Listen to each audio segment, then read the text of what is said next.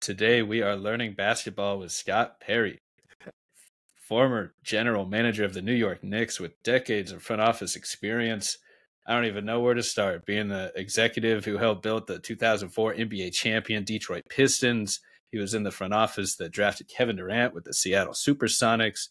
He helped the Orlando Magic rebuild from the Dwight Howard trade and filled just about any role you can think of in the front office, from assistant GM to VP of basketball ops, college scout. Had a little stint with ESPN, and he's started his basketball journey as an all-state high school basketball player up to a college basketball player. Went on to coach at the college level for many seasons, University of Detroit Mercy, University of Michigan, before becoming the head coach of Eastern Kentucky. And if you follow him on Twitter, you'll be greeted every Monday with a little motivational speech, and that always gets my week going. So how you doing today, Scott? Before we dive in. Oh man, I'm doing great, Ryan, and thank you so much for that introduction. And you take me back a lot of years when you do that, but obviously a lot of learning, a lot of proud moments in my life, and really very fortunate and thankful for the number of opportunities that I've had and where basketball has taken me, my family, and my life. And it's been a big part of it, and don't know where I would be without it. But it's truly been a great blessing to have been part of such a great game for so long, and hopefully had some positive impact on a number of people, because I've met a lot of tremendous people along the way. Yeah, I mean, just on that, before we even dive in, could you hit on some of those opportunities that maybe you didn't see coming, where basketball has taken you? Maybe you've gotten to, see different parts of the world, or learn about different, areas, countries, people, places, anything like that. So, what was something unexpected that, has arrived in your life because of all these, blessings for basketball?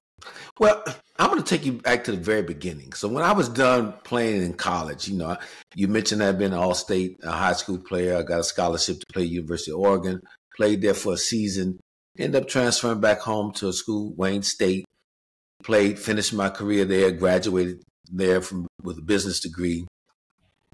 And I remember my coach at that time asking me, Charlie Parker, saying, and I was his team captain, said, "Hey, have you ever thought about getting into coaching?" And I said to him, "Coaching?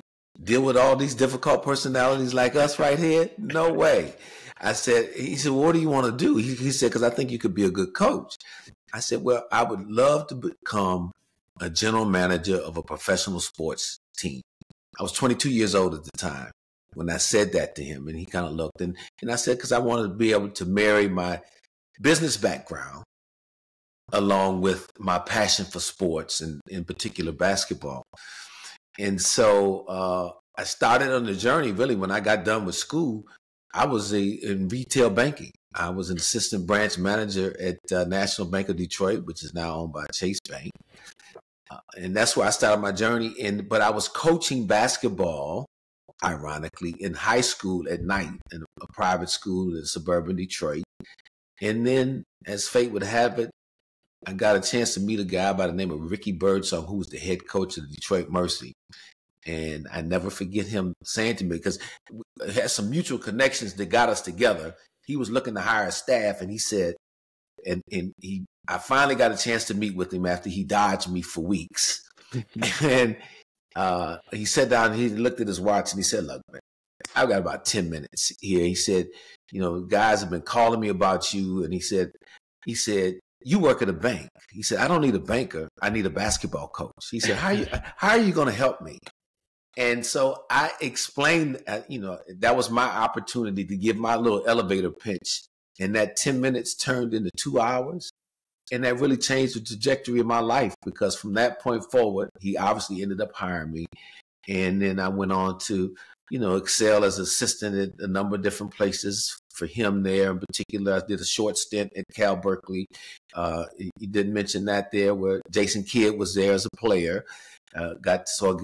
My first introduction to being around a guy of that ilk and that talent, and then going back to Michigan with, the Fab Five and that group, and then on to become a head coach. And so that opened up a lot of doors, but I always had my sights still, even though I was coaching and enjoying what I was doing, of trying to make it to the NBA and become a front office executive. And unfortunately enough, got to know a guy by the name of Joe Dumars while he was still playing with the Detroit Pistons, and I was coaching there locally, and was able to connect with he and guys like himself and Isaiah Thomas.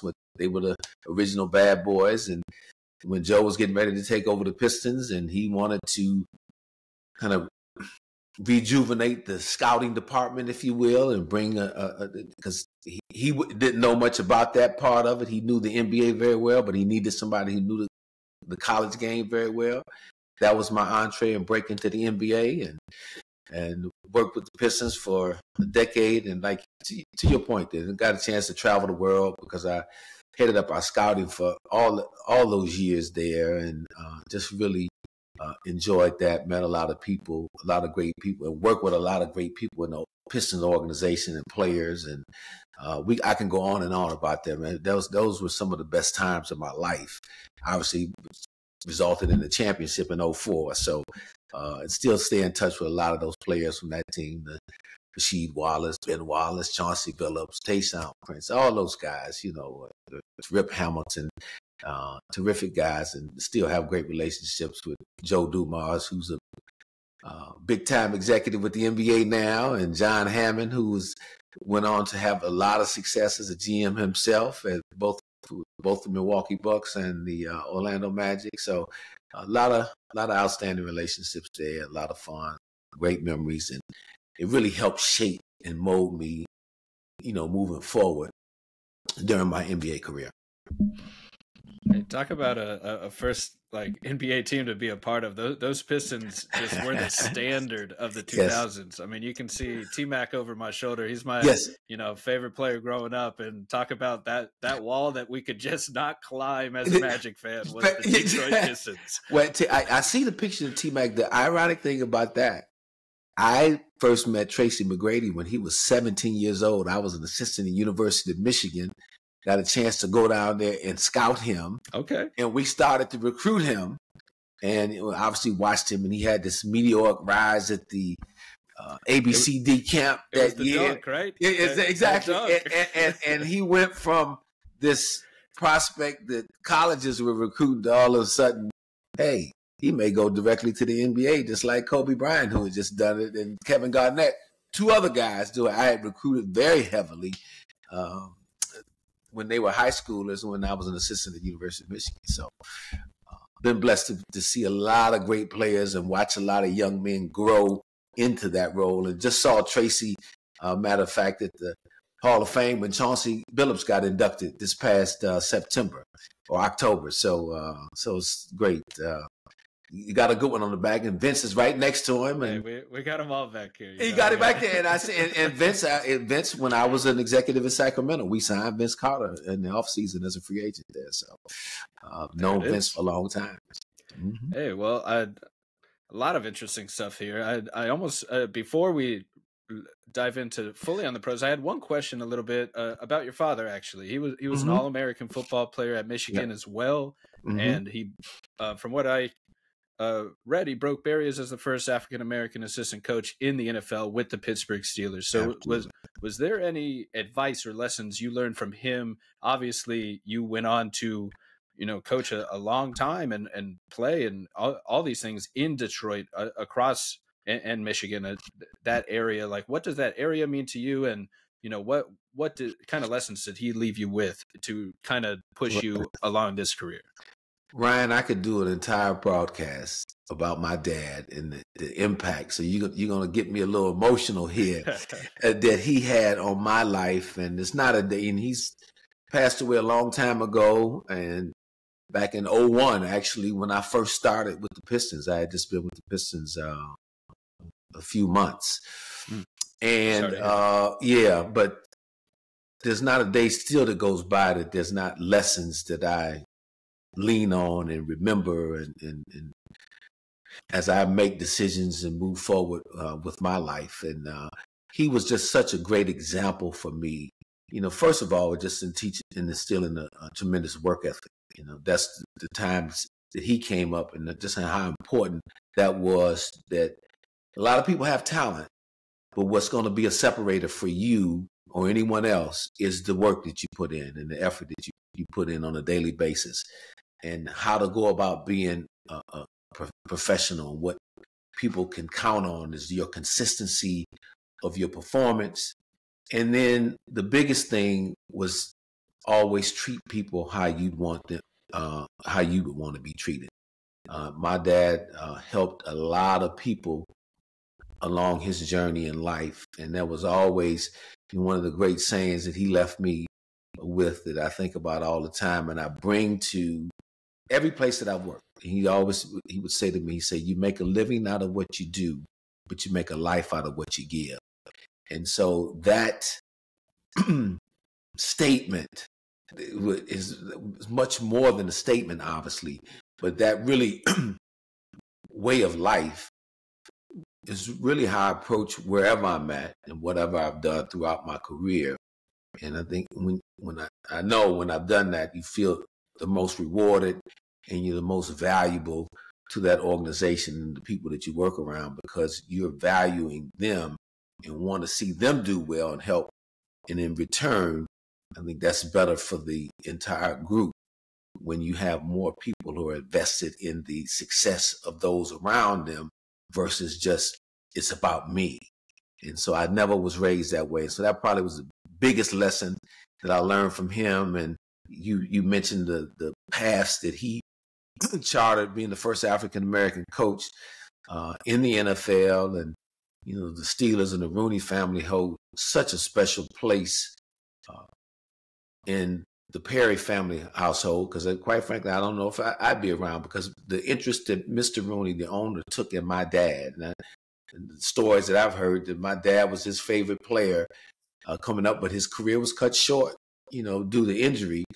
But he made that available to him. He said, as long as I own the team, you can if you want to come back and play, work, whatever you want to do.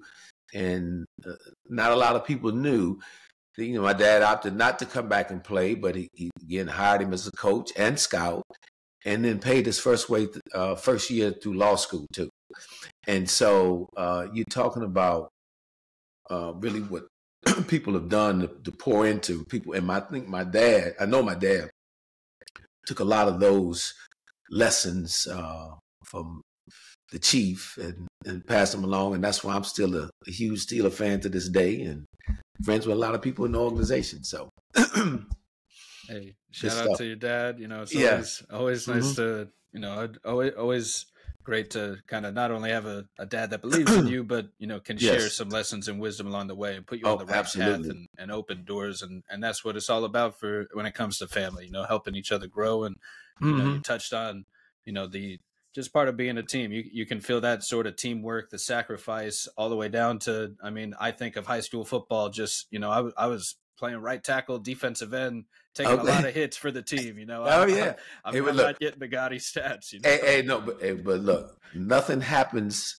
good on the football field without a good offensive and defensive line. You've got to win those trenches. Oh yeah. And those quarterbacks and receivers and running backs better be thankful that you were playing right guard at a high level, Ryan. That's what I'm saying. Buy the whole line a nice dinner after exactly. the game for keeping them upright. Absolutely. So shifted a little bit back to some of your experience in the front office. I'd love to also hear just what it was like working with some of these front office executives that you mentioned, Joe Dumars and John Hammond. You guys made 6 straight Eastern Conference Finals, 2 Eastern, won the East twice. You made the NBA Finals and won the thing against Shaq and Kobe in that infamous year.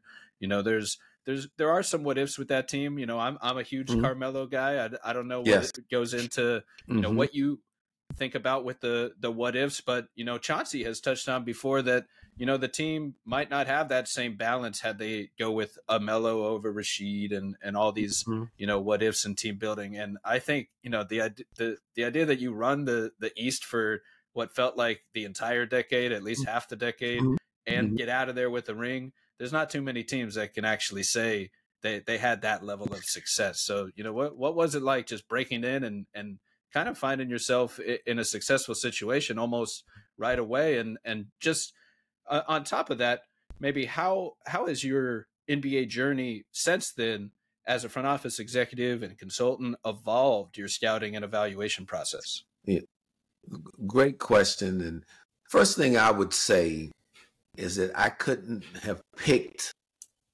a better place and better group of people to start my NBA journey than with the Detroit Pistons for a number of reasons. And here's a few. Obviously, let's start with Joe Dumars, who was the president and architect of that decade-long run of excellence there in Detroit. Me being a hometown person in Detroit, so there's a little extra going to work for your franchise that you grew up as a kid pulling for to win and going to a lot of games. So that was a little extra. But Joe's ability to empower those who he worked with. You know, we had a smaller staff at that time. So it was he, John Hammond, myself, and a few others in the organization that really constituted the front office. And when I first got hired in 2000, the analytics movement hadn't really started yet in the NBA. And so, but there was a lot of man hours and travel in terms of scouting. And we were doing analytic type studying, but you just didn't have all the tools that are in place that we know quite well today. But just the ability to learn the different parts of how an NBA team were going to run, working with Joe, working with John, those guys, and being able to share that kind of information and being put in situations where you're learning all the different facets of what goes on in the organization. We had a tremendous ownership group led by Bill Davison, who was basically empowered Joe and our group to do what he hired us to do, be the basketball experts, run the basketball group, and he just enjoyed his team. And he really, he was there for support, but it really was led by the people in the building and the basketball people, what, you know, decisions were made. And it was awesome. So again, to come in the NBA that way, it gave me a tremendous foundation to be able to go out and go elsewhere, because you always, you know, it's like building a house. You know, you want to, when you build a house, you want to dig a really deep hole and have the concrete be extremely solid on the bottom, so that what you build on top of it is going to always be there in place. And so that's kind of what I felt working for a decade plus in Detroit, that I received that in the NBA basketball level, in terms of building such a foundation that would allow me to take that foundation and learn, you know, and have an openness to learning new ways as I went to the other stops that I went on after I left Detroit. Yeah, I think it's, you know, really important, as you say, to have that foundation, those principles, you know, in what you look for as a scout, as an evaluator. Mm-hmm. And, you know, the more I dig into this and the more I realize, obviously, you know, I don't know anything, and all I can do is learn from everyone else. Mm-hmm. and you know, make my thought process better. And there's a way to kind of build something of a consensus view to understand some things that, you know, your process might be lacking, and what you don't see, and why someone's so high on this other person, and try to bake that into your own evaluation process. Yeah, anyway, you know, the big thing too, the big takeaway is that when you're building a team, you want to build a team that can have sustainable success, that hopefully results in a championship, which are extremely hard to attain, as we know.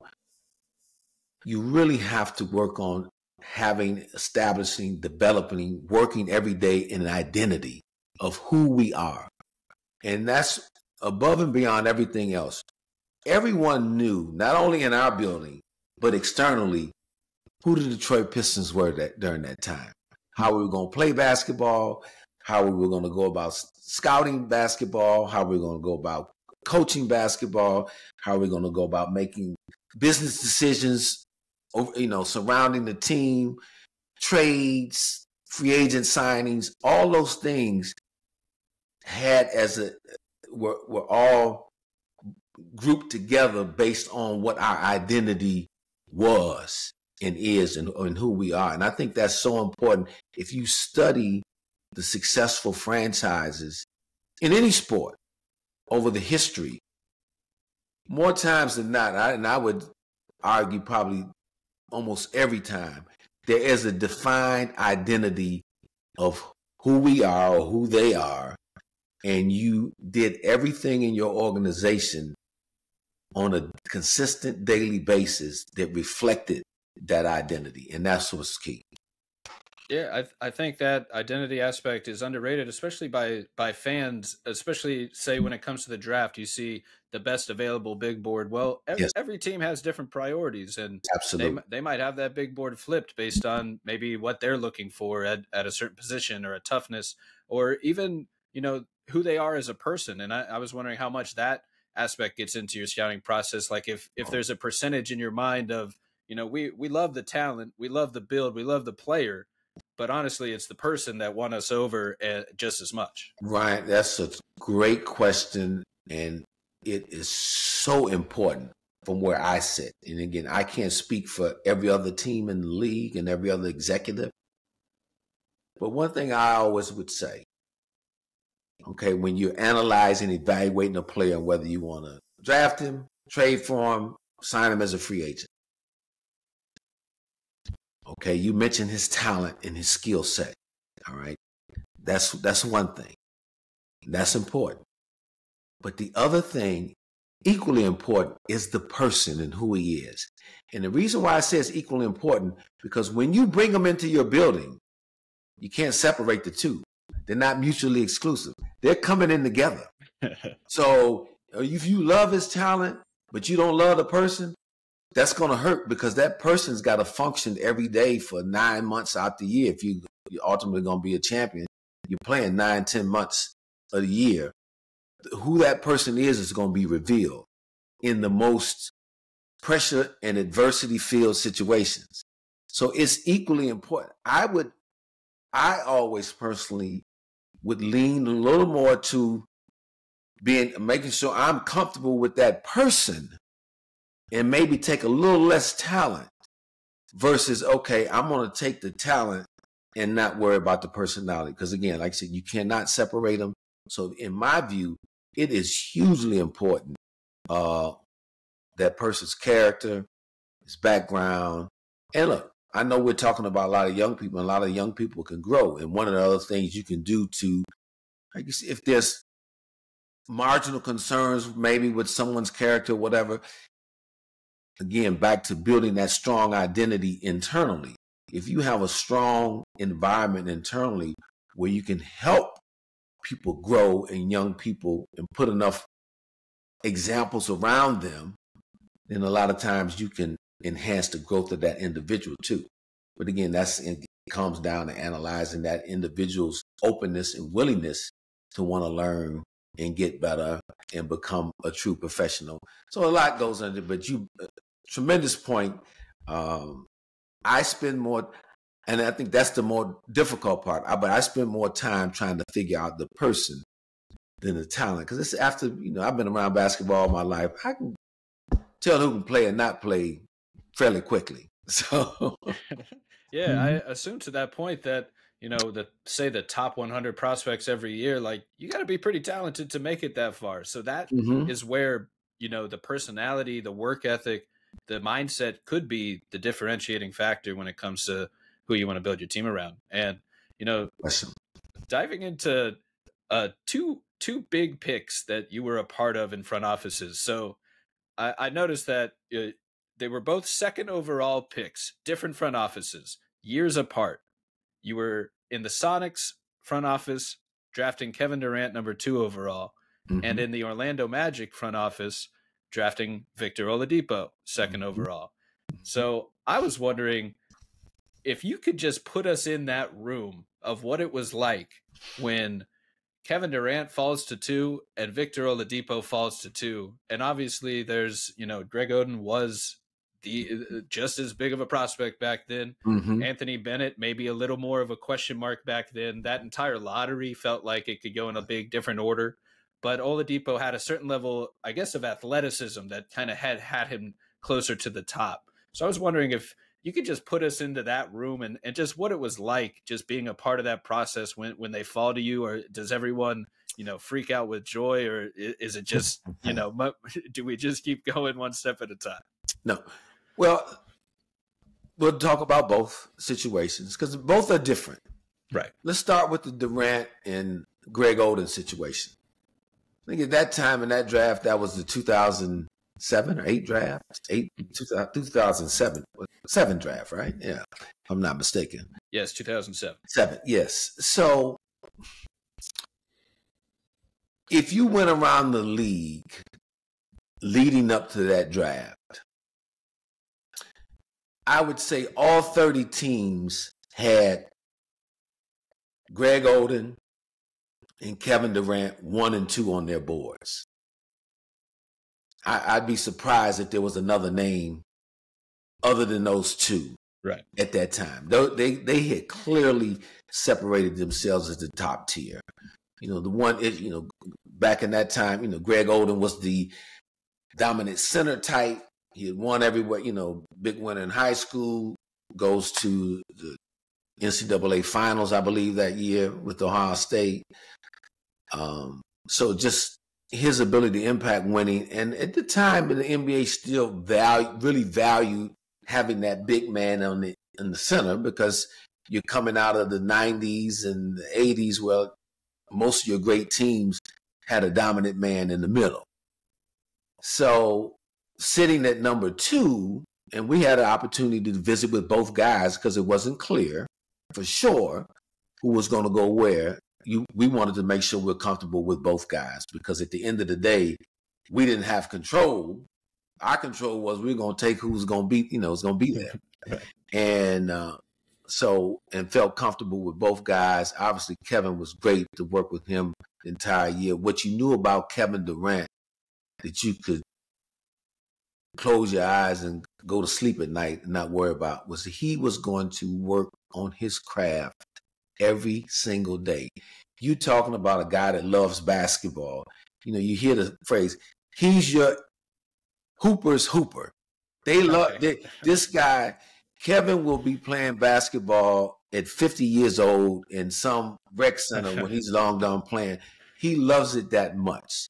And he loves the process of getting good and better. And the things he's done obviously has been at a Hall of Fame level and one of the greatest ever. So you knew that, and we were very comfortable knowing that look, this guy's going to be a player in this league because not only does he have a lot of God-given talent, but he has really put in a tremendous amount of hours of work at getting to this place, and you knew he was going to continue that. And I think that obviously has reflected itself during his career.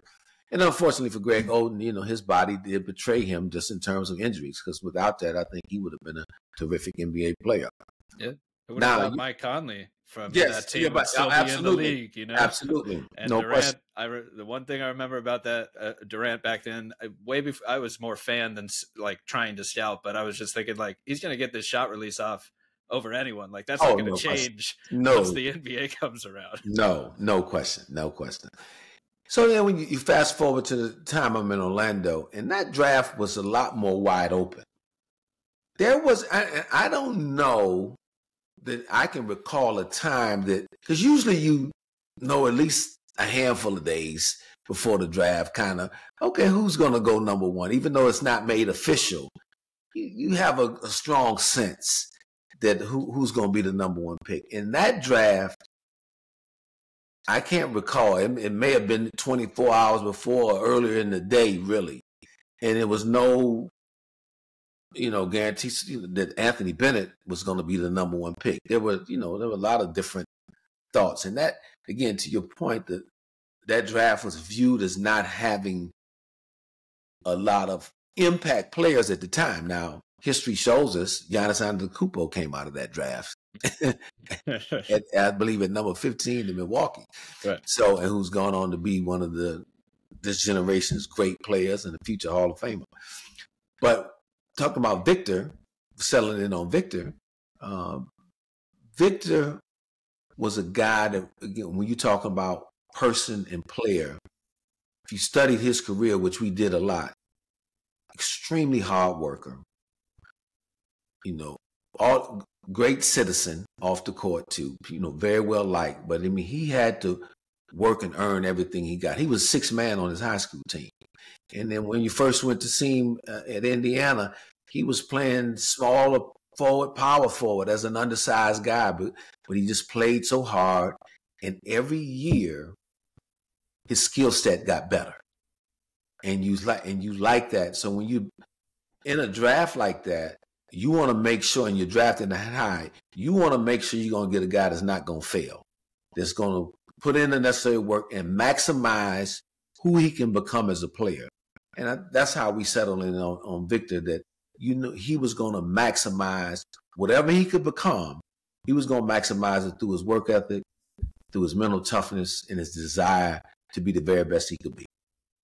That rapid rate of development is huge for prospects like that. And I can't tell you, I got to go fan mode for a minute. I can't tell you how much Oladipo means to me as a Magic fan. And beyond that, Aaron Gordon, Mario Hezonja, just very excited back then to watch these guys develop. And I got to show you something that I did. I met Oladipo. Wow. So I visualized this chart. Every shot Oladipo took in the NBA.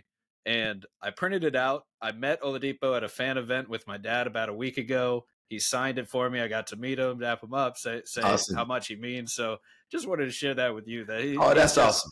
That's one of my favorite players ever. And you can kind of see here all a little 3-point line. This is every shot. Obviously, a lot of shots at the rim because of his ability to get downhill. Oh yeah, and especially early in his career, boy, he got to that basket. He could get there.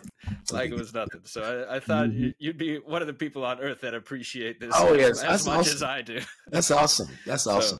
So I had to share it, and so there's a ton I'd love to dig in as well. But I really want to hear about how front offices work. If you have a few more minutes, just. What things like what are the best practices in effective communication for that, like the idea of vertical integration where the coach, the front office GM, the star player are all on the same page with the same goals. And beyond that, could you give us any peek into just how decisions actually get made in a front office between the division of labor to communicating together versus splitting everything up one-on-one? Like, does anything stand out to you between all that? One of the things that I used to say to our staff at various places I've been to, and one of the mantras was always, we want diversity of thought, but with unity of purpose. So when you're building out your staff, you're getting people from all walks of life, different experiences, and you want that. You want to evaluate that. You want to have them share that information, because the more different viewpoints that you get, I've always believed, the more well-rounded decision you're going to make, And so there's a process, and you want your people that work in the building to feel that they're connected in part of the decision. Now, ultimately, when you sit in the GM or president's seat, it's going to be incumbent upon you to make that final decision. But you want to hear from your scouts, your pro scouts, your college scouts. You want to hear from your, assistant general managers, and you want to hear from your coach a lot.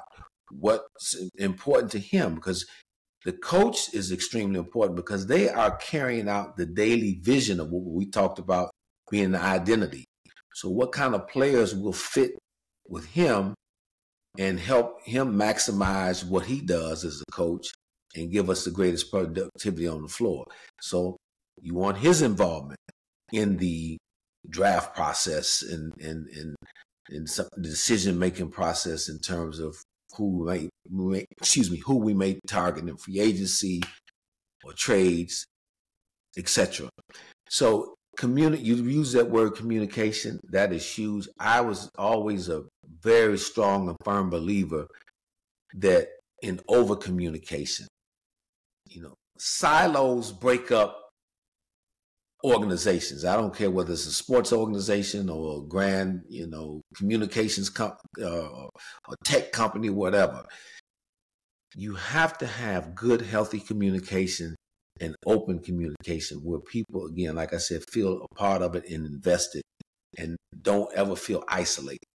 Because if you allow people to get isolated in their own thoughts and feelings, now you get different parts of an organization working against one another.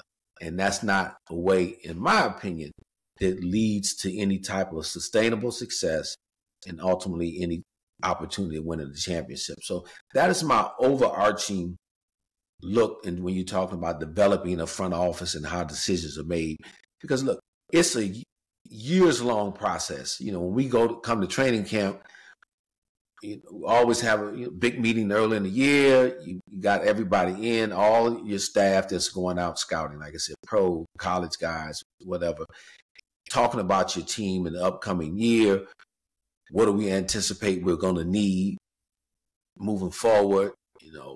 Really diving into, divvying up who's covering what areas in terms of college, in terms of the draft, who's going to be spending more time overseas, who's going to be spending time more West Coast, East Coast, how we're going to cross-check so everybody gets a chance to see what's going on. And then you do the same thing with your pro scouts. You're trying to, you making sure that you're seeing all of the different teams. So now you're targeting and tracking, gaining intel on what's happening around the league, who may be a player who's not playing that much that we like, that we may target in the trade, or a guy may be playing a lot but is unhappy, or the team's unhappy with him, he may be available in the trade. So you're trying to figure that out. Or who's a pending free agent? Let's study him. How does he fit our group and organization? And so the more that your scouts are involved and in tune with what you're trying to get accomplished, it helps them go out and do their job to identify the players who, again, are going to fit our identity and our culture so that, we can give ourselves the greatest chance at success. Well, I really appreciate that perspective. So what are some facets of the job that fans might not understand, from the travel, the schedule, the sacrifice, the job requirements, outside of all the fun stuff that makes the news, the big trades, the big signings, right. the big draft picks? What else goes into it? Well, you mentioned the travel. People don't realize, I know a lot of times outside looking in, they would say, oh, it must be great. You get the chance to travel the country or travel the world and see all these places. But they're not really thinking about 4 a.m. wake-up calls, or if you're traveling with the team, getting into a city 2, 3 in the morning, getting up, after having played a game, and then getting your workday started early the next day for another game, and just the grind that comes with the amount of hours that you're flying in and off planes. This last year for me is really the first year that I haven't been flying that much. And it's been refreshing for me. I'm ready to get back flying again now. But for a while there, I was like, what do I do with myself? Because I was just so used to being on and off planes all the time. And that's just part of your life. I've easily flown. I mean, on one airline in particular, I know I've flown 3 million miles just on that. That's not even counting all of the charter flight miles that I have flying with teams over the last 15 years or so. Or last 20, my 20 years with the league. So, a lot of miles is one big thing. The amount of phone time that you spend, people get excited about the deals that actually go through, but you spend way more time on deals that don't go through and don't, just kind of kicking the tires and trying to figure out what may be plausible, not plausible. And then you get down to the end and maybe the team will say, oh, we don't want to do the trade. We decided something different. So that is, you get used to it over time, but you spend a lot of man hours, not just yourself personally, but your staff in terms of chasing that kind of thing down. And it's the majority of that time spent on the phone and all of the preparation, spending time with your analytics group and as well as your scouting group and getting all this information together, like I said, whether for a draft or trade deadline season, there is an enormous amount of hours that go into that, getting information. And again, and even if you do make one move, and it may be, worth it, but in gathering that information, you're looking at multiple type of deals. If it's during the trade deadline or if it's during the draft, multiple kind of scenarios. Yeah, you might be slotted to pick at number 10, but there's a lot going on before you and after you. And you've narrowed it down to one or two guys you like. And if those guys aren't there, what do you do? There's so much the contingency planning. I guess that's the best way to put it. You've got to have in this job, in this position, we can all have a plan A, our dream and wish in there, greatest outcome scenario. But you better have plans B, C, D, E, F, on down the line, ready to go and vetted enough, because more times than not, you're going to have to pivot to that. And so that's something that I would add in answering that question. It is. Well, we didn't quite dig into your years with the Knicks, but I just wanted to give you a quick shout for just maintaining the flexibility, building that foundation. We talk about the identity. You signing Jalen Brunson, finding Mitchell Robinson, R.J. Barrett, Obi Toppin in the draft, trading for Josh Hart, the pick that became Emmanuel quickly, even trading Porzingis when they need it. And sometimes the best move is not making a move if you think future flexibility is what is a priority. So, if you have any favorite memories from that time, or on top of that, any advice for someone trying to break into a front office, I would love to hear that. Well, I just real quickly, a lot of pride during my time with the Knicks.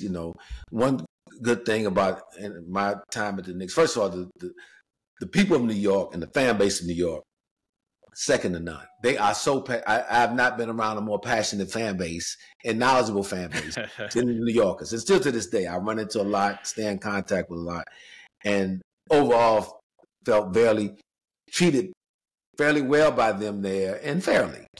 And so, and from the time it came in 17 to the time I left, you always want a place to be in a better position. And I believe the New York Knicks, obviously, we went to the conference semifinals my last year there, and so that's where they're at there right now. So they got, hopefully for them, they can make the next step. So going from a non-playoff team to that in that city where your job is so public, it's more public than anywhere else, because it is an international brand and everybody cares about what you're doing. Yeah, Simon Thibodeau too, as part of that culture. Yeah. So so anyway, you learn a lot, and so definitely fond memories of New York there.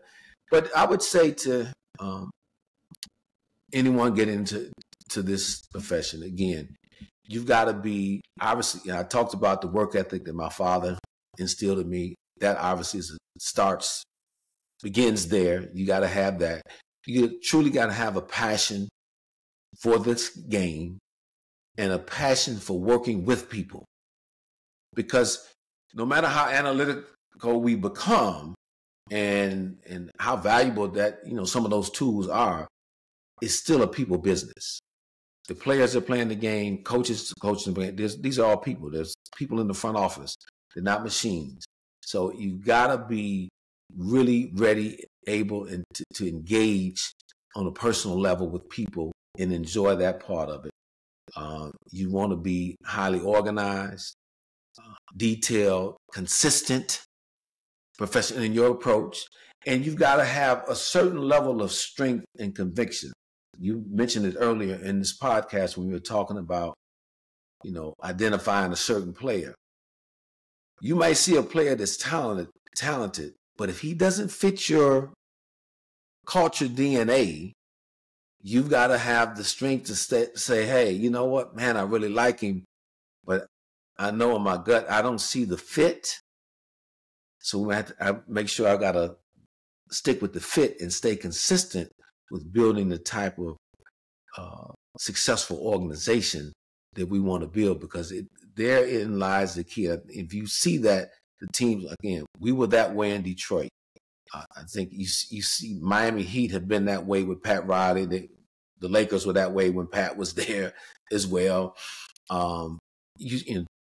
In today's game right now, you're seeing that with OKC, Sam Presti, who I work with in Seattle, who's still there.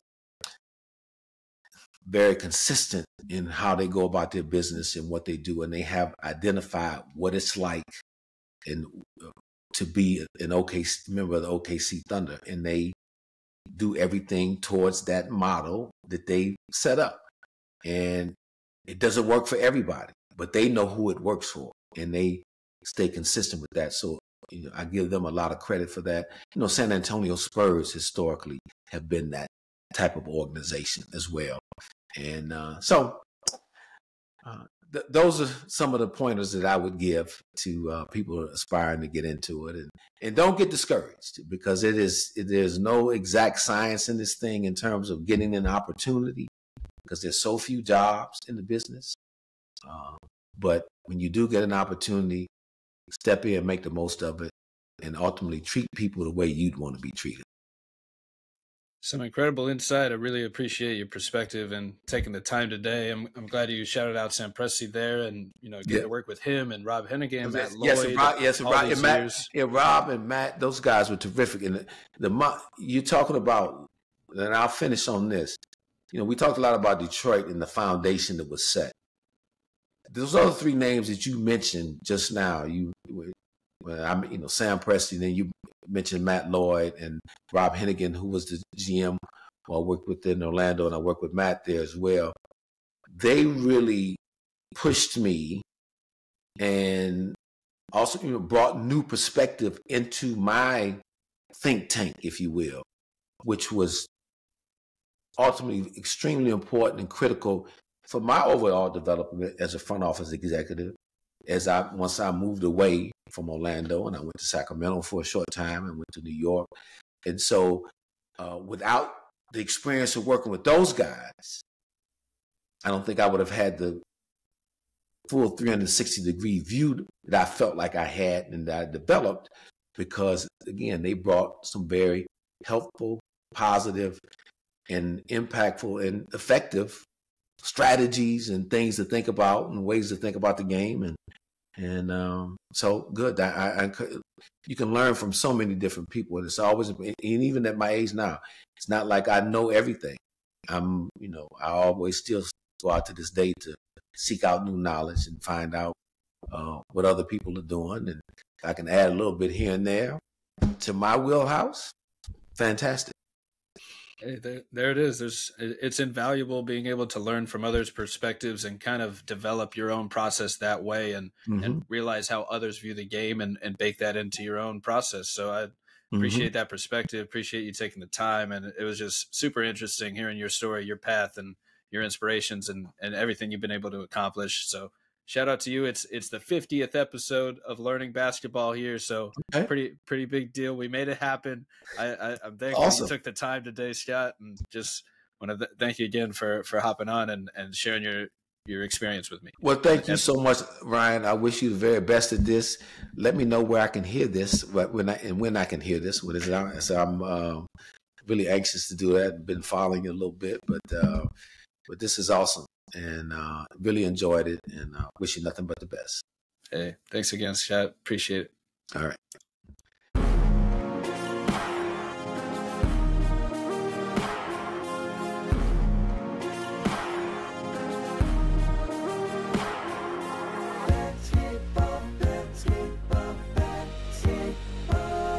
With Ryan.